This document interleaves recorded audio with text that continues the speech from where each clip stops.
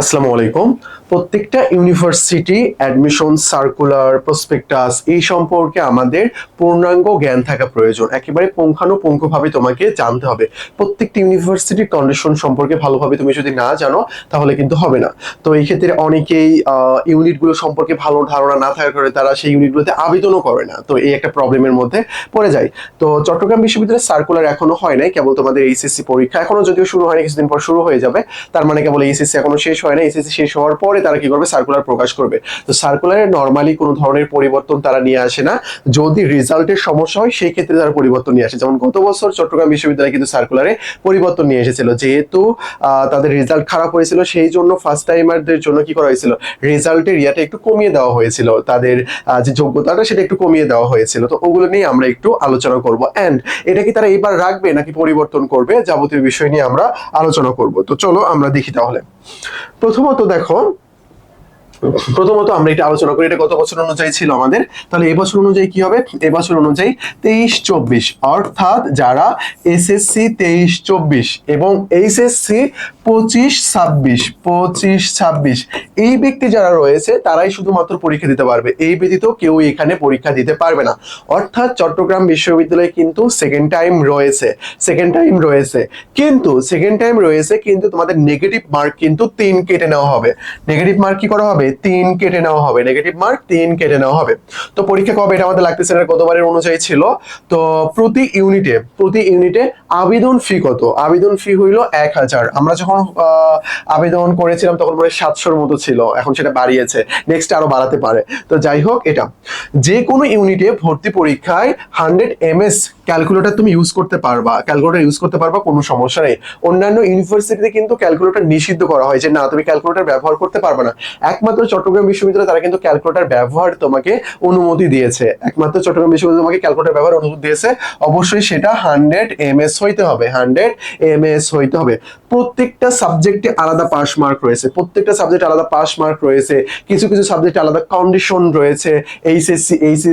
এসএসসির উপর ভিত্তি করে এই কন্ডিশন গুলো কিন্তু তোমাকে ফিল আপ করতে হবে, তারপরে সেই সাবজেক্টটা তুমি পাবা। আশা করি বিষয়টা ক্লিয়ার।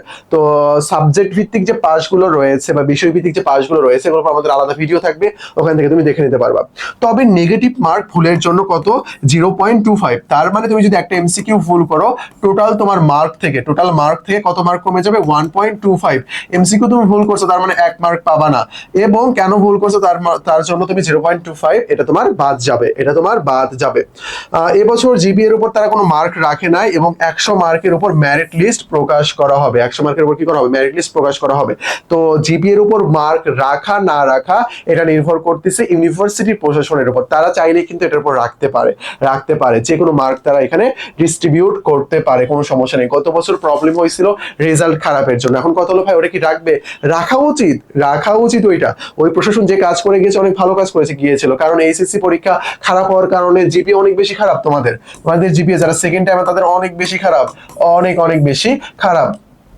তো যাই হোক, জিপিএ কন্ডিশন গত বছরের অনুযায়ী এবার রাখার পসিবিলিটি রয়েছে, অর্থাৎ সেকেন্ড টাইমারদের জন্য আলাদা জিপিএ হবে, ফার্স্ট টাইমারদের জন্য কি হবে, আলাদা জিপিএ হবে। এখন যদি তারা না রাখে তাহলে আসলে বিপুল পরিমাণ শিক্ষার্থী যারা সেকেন্ড টাইমার, যাদের রেজাল্ট খারাপ, তারা কিন্তু পরীক্ষা দিতে পারবে না। এটা একটা প্রবলেম হয়ে যাবে তাদের জন্য।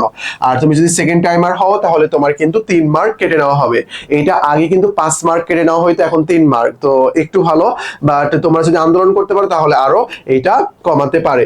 এই পরীক্ষাগুলো গতবারের ইউনিট ছিল। জাস্ট এখানে ইউনিট সম্পর্কে একটু তোমাদেরকে ধারণা দেই। দেখো এখানে কোন কোন ইউনিট রয়েছে, এ ইউনিট রয়েছে, তারপরে তোমার বি ইউনিট রয়েছে, B1 B2 সি, তারপরে D1 সবগুলো। এখানে জাস্ট এ ইউনিটে সায়েন্সের শিক্ষার্থী পরীক্ষা দিতে পারবে। এ ইউনিট ব্যতীত বাকি যতগুলো ইউনিট রয়েছে এখানে সায়েন্স, আর্টস, কমার্স সবাই পরীক্ষা দিতে পারবে। এতে কিন্তু শুধু সায়েন্সের যারা তারাই পরীক্ষা দিতে পারবে। এখানকার মেইন দুইটা ইউনিট হইল বি এবং ডি মানে মানবিক ও বিভাগ পরিবর্তনের জন্য। আরেকটা রয়েছে সি, এখানেও তুমি এর সাবজেক্ট গুলো পেয়ে যাবা, আর কি বিজনেস রিলেটেড সাবজেক্ট গুলো পেয়ে যাবা। আর ডি ইউনিটে তোমার ল রয়েছে, ইকোনমিক্স রয়েছে, আইআর রয়েছে, পাবলিক অ্যাড রয়েছে, এই ইম্পর্টেন্ট সাবজেক্ট গুলো রয়েছে। আর বি তে তোমার বাংলা, ইংলিশ এই সাবজেক্ট গুলো রয়েছে। তো এটা গ্লান্স আমরা একটু আলোচনা করার ট্রাই করলাম। তাহলে কারা কারা পরীক্ষা দিতে পারবে, 25-26, 23-24, 100 ms ক্যালকুলেটর ব্যবহার করতে পারবা। সেকেন্ড টাইম রয়েছে কিন্তু নেগেটিভ মার্ক 3 3 কেটে নেওয়া হবে, 3 কেটে নেওয়া হবে। আমাদের উইলান অ্যাডমিশন কেয়ার থেকে সিইউ ফাউন্ডেশন, আরিফ ফাউন্ডেশন, তারপর second time foundation, English foundation, তারপর ডিসিউ, এই কোর্সগুলো লঞ্চ করা হয়েছে। তোমার যেটা প্রয়োজন তুমি সেটাতে ভর্তি হয়ে যেতে পারো। যদি ফার্স্ট টাইমার হও তাহলে বলবো ডিউ ফাউন্ডেশন, সেকেন্ড টাইমার হইলে সেকেন্ড টাইম ফাউন্ডেশন, আর যদি স্পেশালি রাবিতে পরীক্ষা দিতে চাও তাহলে আরএমই স্পেশাল, চবিতে হইতে চাইলে চবি স্পেশাল রয়েছে। তো এই কোর্সগুলো সম্পর্কে আরো ডিটেলস জানার জন্য আমাদের যে টেলিগ্রাম নাম্বারটা দেওয়া আছে এই নাম্বারে নক দিয়ে তুমি জেনে নিতে পারবা। আর এই দুইটা বই বর্তমানে আমাদের বাজারে প্রচলিত রয়েছে।